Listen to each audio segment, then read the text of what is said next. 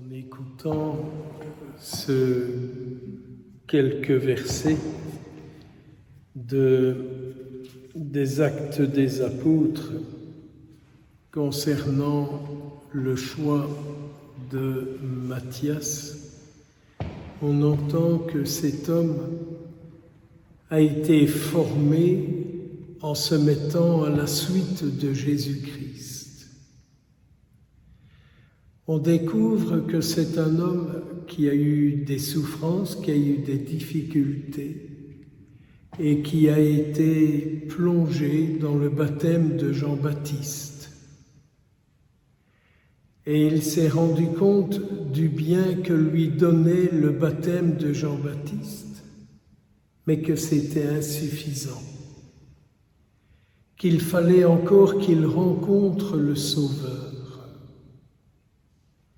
On a été baptisé, mais il faut encore rencontrer le Sauveur pour que vraiment nous vivions une vie d'enfants de Dieu.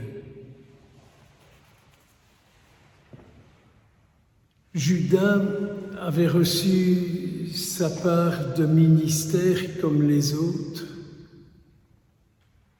et il n'en a rien fait. Son ministère l'a conduit à la mort. Le ministère qu'il a reçu de Jésus ne lui a pas donné, n'a pas permis à Jésus de développer sa vie en lui. Je me dis, tout ce que nous recevons de Jésus, tout ce que nous entendons de lui, est suffisant pour que sa vie se développe en nous? Est suffisant pour que sa vie se développe en nous? Tout ce que nous entendons de lui, tout ce que nous recevons de lui, par notre communion à son corps, par les sacrements que nous célébrons. Peut-être qu'aujourd'hui, en la fête de Saint Matthias, nous pourrions lui demander de prier pour nous, afin que nous puissions être choisis par le Seigneur pour répandre son esprit là où nous sommes. Parce que finalement, ils ont prié et ils ont dit au Seigneur, de tous ceux qui nous suivent depuis le baptême de Jean,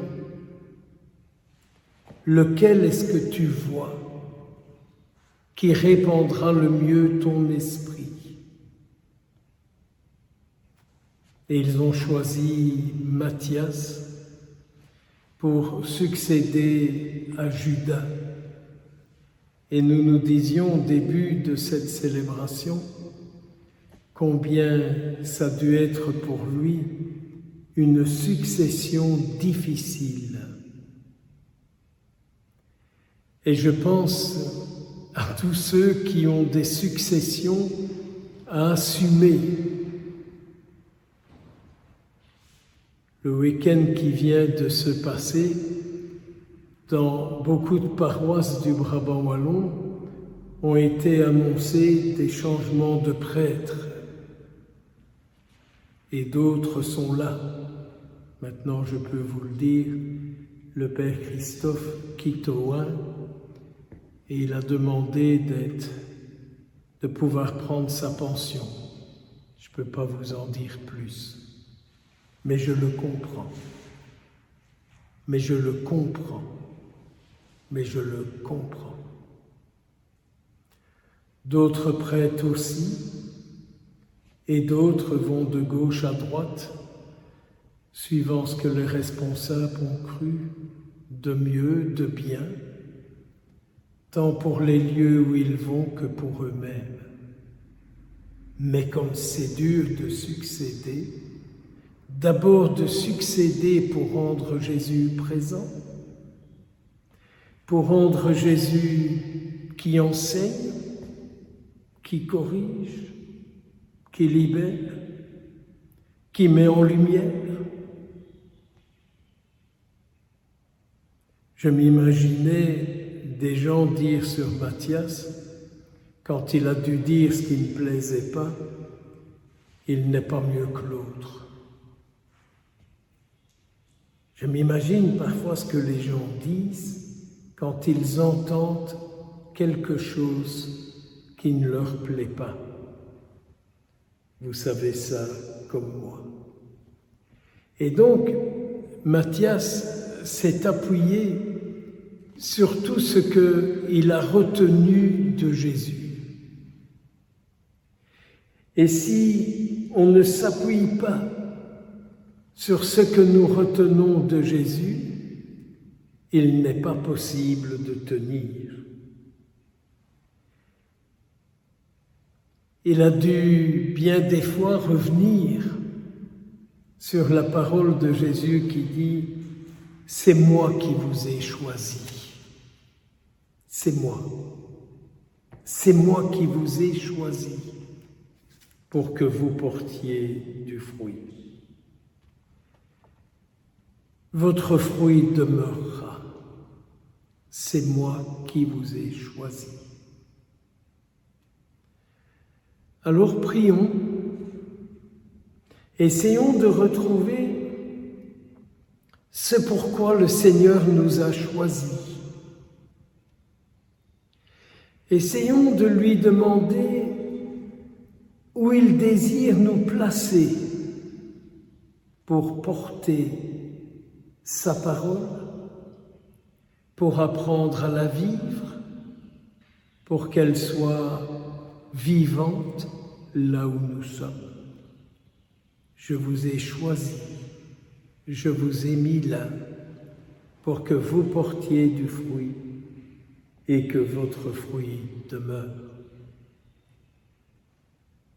À 2 reprises dans ce passage, il est dit « Aimez-vous les uns les autres ». Mais l'amour espacé sur tout. Ceux parmi nous qui ont eu des enfants, ils ont accepté tout ce qu'ils ont dit, tout ce qu'ils ont fait. N'ont-ils pas cherché aussi, par amour qu'ils leur portent à leurs enfants, de les corriger, de leur faire découvrir leurs travers, de mettre en évidence ce qu'ils sont, qui blessent, et que du coup ils se blessent? Que le Seigneur nous apprenne à aimer comme lui-même aime, car je suis convaincu que le Seigneur ne bénit pas tout. Il corrige avec amour ceux qu'il aime. Seigneur, en cette fête de Saint Matthias, répands ton amour en nos cœurs. Au nom du Père et du Fils et du Saint-Esprit,